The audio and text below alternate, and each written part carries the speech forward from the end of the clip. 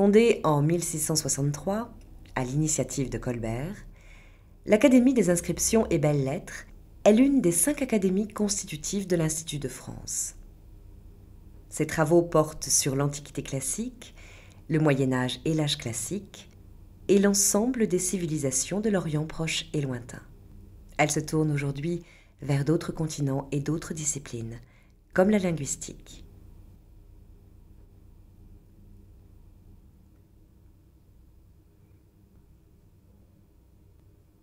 L'Académie tient sa séance hebdomadaire le vendredi et organise en outre des colloques.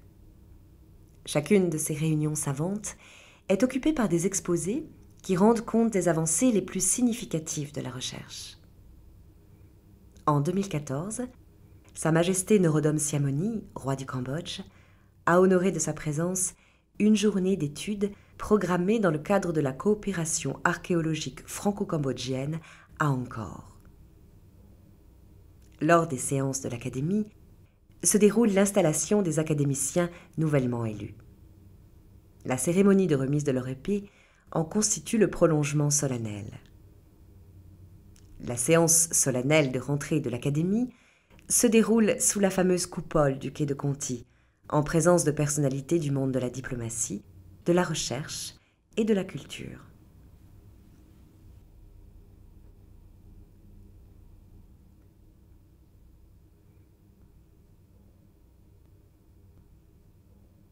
L'Académie joue son rôle d'incitation à la recherche par l'attribution de prix destinés tantôt à promouvoir des recherches en cours, tantôt à récompenser des publications.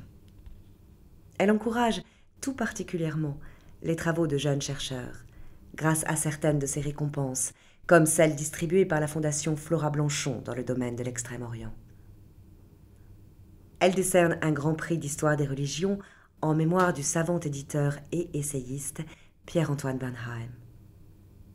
Elle propose aussi, chaque année, le nom du lauréat du Grand Prix d'archéologie de la Fondation Simone Ezzino del Duca.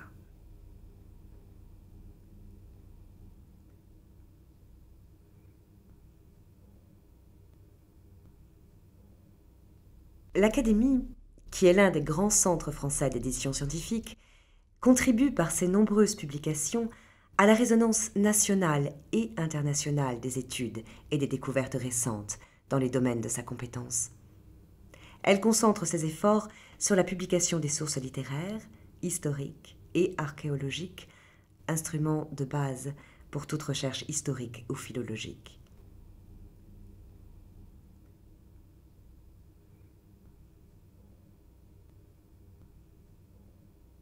L'Académie est dépositaire d'archives précieuses pour la recherche historique, et elle en dirige l'exploration scientifique. Il s'agit en particulier du cabinet du Corpus Inscriptionum Semiticarum, où est conservée une célèbre collection d'ostracas, et du fonds Louis Robert, qui réunit un ensemble documentaire très riche sur l'Asie mineure antique, notamment d'estampages. Ainsi, l'Académie peut-elle être considérée comme un conservatoire, c'est-à-dire un lieu où l'on sauve et où l'on maintient vivante la mémoire humaine.